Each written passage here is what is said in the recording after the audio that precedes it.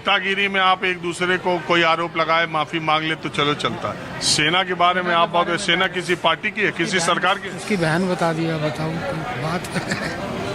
अच्छा सर, एक बात बताइए, ये आपके स्वास्थ्य का राज क्या है 78 साल में, जरा हमारे दर्शकों को बताइए। जो मिल गया उसी को मुकद्दर समझ लिया, जो खो गया मैं उसको भुलाता चला गया।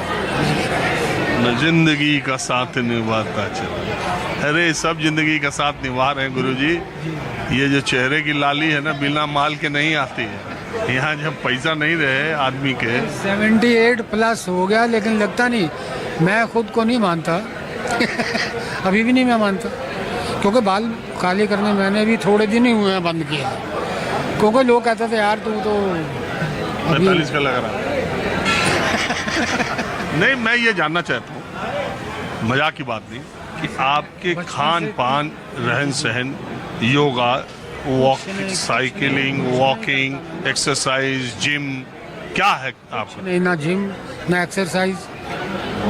जब मन किया, नींद आई सो गए, उठ उठ उठ उठ गए तो उठ गए, उसमें कुछ। जिंदगी में कभी सुबह की सैर की? अभी थोड़ा बताया उन्होंने, डायबिटीज़ है जी, डायबिटिक हो गए आप, तो कहते हैं कर तो, लेकिन मैं कम करता हूँ। अभी नहीं करता। और खान पान? खाना बना घर का, लेकिन मैंने कभी परहेज नहीं किया किसी चीज़ का। किसी चीज का परहेज भी नहीं खाने पीने में? ना अजी, मैं खाता पीता हूँ खूब, खूब खाता पीता हूँ, और ज़िंदगी में इतने दुख सहे कि आप सोच भी नहीं सकते। इतने दुख है, कोई बात नहीं, आगे तो आगे, क्या हो गया। जिंदगी सुख दुख का नाम।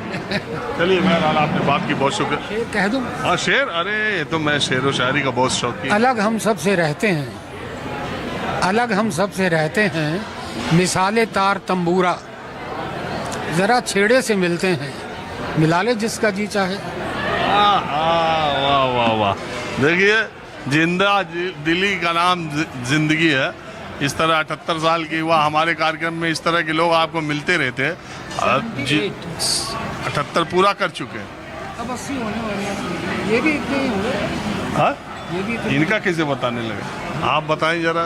क्या बताऊं मैं आपको, बताइए। एज अगर उम्र बताना चाहें तो। किसकी? अपनी। मैं 68 ईयर्स। 10 साल छोटे हैं आप, मगर आप जवान लग रहे हैं। नहीं, देखिए यार, ये वाइट मनी है। White money. हमारी मिक्स है। मैं ऐसे इनसे बात करना शुरू किया, इन्होंने कहा मैं 78 साल का हूँ, तो मैं तो चौंक गया। यहाँ से मेरा 46 है बर्थ, तो मैं 79 का हो चुका हूँ। अब बढ़ाते मत जाइए। अब सर्टिफिकेट पे लिखा ना। बहरहाल सर, आप क्या करते हैं? मैं साहब रिटायर्ड हूँ, प्राइवेट जॉब करता था पहले बाहर, अब 7 साल से यहाँ दिल्ली में ही हूँ। अच्छा, बाहर थे? जी जी। और आप क्या करते हैं? मैं बाहर से हाउस वाइफ। अच्छा, अभी इनका किडनी का ट्रांसप्लांट हुआ है अभी। कहाँ पे? ऑल इंडिया इंस्टीट्यूट में। अच्छा अच्छा। एम्स में। आप ठीक हैं, सेहतमंद हैं? बेहतर अल्हम्दुलिल्लाह। कब हुआ? 2.5 साल पहले, 3 साल हो जाएंगे अब। 6 साल ये डायलिसिस पर हैं। अच्छा, अब इनका कैडेवर में हुआ था ऑल इंडिया इंस्टीट्यूट में। तो अभी ठीक है ना? बिल्कुल और अल्हम्दुलिल्लाह। आप लोग रहने वाले कहाँ के?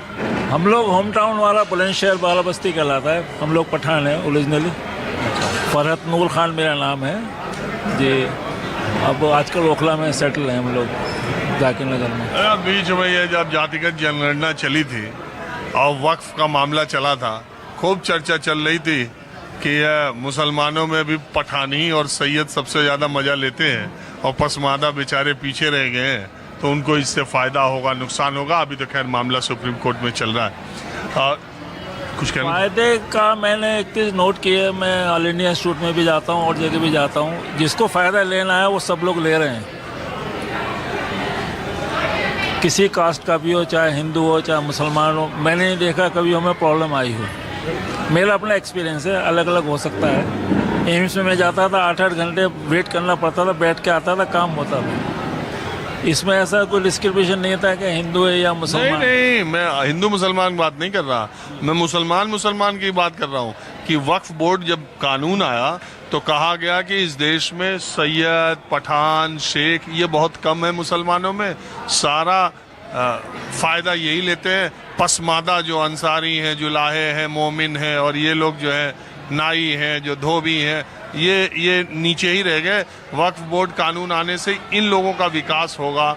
और इसी तरह से जातिगत जनगणना में आया कि जब जनगणना मुसलमानों की सामने आएगी तो पता चलेगा कि ये 3-4% शेख सैयद पठान है। अभी जहाँ तक मेरी इन्फॉर्मेशन है, अभी कोई मुसलमानों में कास्ट का डिवीज़न नहीं है कि ये शेड्यूल कास्ट है या अपर कास्ट है। ये हम लोगों ने खुद बना रखा है। कोई मतलब अपर लोअर रिजर्वेशन के हिसाब से अभी तक तो है नहीं। अगर जब होगा उसके बाद डिसाइड किया जाएगा मतलब कि कौन सा कुछ कैटेगरी में आ रहा है। अब बहुत से लोग पठान नहीं है पठान लिख रहे हैं, बहुत से लोग सैयद नहीं है सैयद लिख रहे हैं। उसका जस्टिफिकेशन कौन बताएगा क्या आप असली क्या है? हाँ, ये भी बात। अच्छा सर, आप मुझे ये बताइए, अभी जो इंडो पाकिस्तान में जो हालात, जंगी हालात बने हुए थे बॉर्डर पर, उसके बाद सीज फायर हुआ, इसको आप लोगों ने कैसे देखा? देखिए, जहाँ तक मैं समझता हूँ हमारी गवर्नमेंट ने, क्योंकि ये लगातार कश्मीर में आतंकवाद तो फैला रहे हैं, चाहे छोटे लेवल पे चाहे बड़े लेवल पे, काफ़ी बर्दाश्त किया हम लोगों ने। मतलब इसका कोई सलूशन तो होना था, उसका जवाब तो हमें देना था, वो हमने दे दिया। वो तो जवाब दे दिया, वो अपने काम से अपना इंडिया ने अपना काम पूरा कर दिया। अब देखते हैं क्या होता है आगे। तो आप मेंटली आप लोग प्रिपेयर्ड थे कि ये सीज फायर या अनाउंसमेंट होने के लिए आपको थोड़ा वो लगा कि अरे अभी तो बढ़ रही थी बात? नहीं, तो हम लोगों ने तो, हमारी गवर्नमेंट ने तो डिक्लेयर कर दिया था कि हमने उसका जवाब दे दिया। उन्होंने सिर्फ किसी पब्लिक पे, फौज पे कहीं वो नहीं किया, सिर्फ जो उनका टेररिस्ट प्लेसेस थे उन्हीं पे किया था उन्होंने। मगर उन्होंने जो रिट्रीट किया बाद में, तब इंडिया ने थोड़ा पर एक्शन अपना लिया। इंडिया की तरफ से इंडिया ने अपना काम कर दिया जो हम समझते हैं। ये नेताओं के बयान आपने सुने, क्या क्या धर्म और जाति को लेके अब सेना पर बोल रहे हैं? वो गलत है, नहीं बोलना चाहिए। और ख़ास तौर से किसी अच्छी पोजीशन पर लोग बैठे हुए, हम और आप बोलते बात अलग होती है। किसी नेता मंत्री हैं, बड़े बड़े नेता। जी, मैंने देखा मध्य प्रदेश के मंत्री ने कायदे में इन पे एक्शन लेना चाहिए हमारे गवर्नमेंट को, कि आइंदा कोई ऐसा दूसरा कोई ज़रूरत नहीं करे इस बात के लिए दोबारा करने के लिए। ये होना चाहिए, एक्शन तो होना चाहिए किसी न किसी, हर एक पे होना चाहिए। कोई भी बोले, किसी पार्टी का भी हो, मतलब किसी मज़हब के उसमें बोलना सही नहीं होता। हम लोग यहाँ रह रहे हैं खुले, आप सब लोग रहते हैं, हर कास्ट के लोग रहते हैं। हमने कभी डिस्क्रिमिनेशन नहीं किया।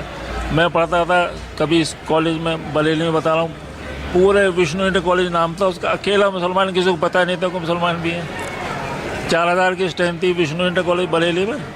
पिताजी मेरे पुलिस में थे, DYSP, तो ट्रांसफर पोस्ट थी, हम घूमते रहते बरेली, मेरठ, आगरा, सब जगह। कभी डिस्क्रिमिनेशन कभी ने सोचा ही नहीं आज तक हम लोगों ने। अरे देख रहे हैं कर्नल सोफिया कुरैशी सामने, BSF के हमारे वो जवान को आप देखिए।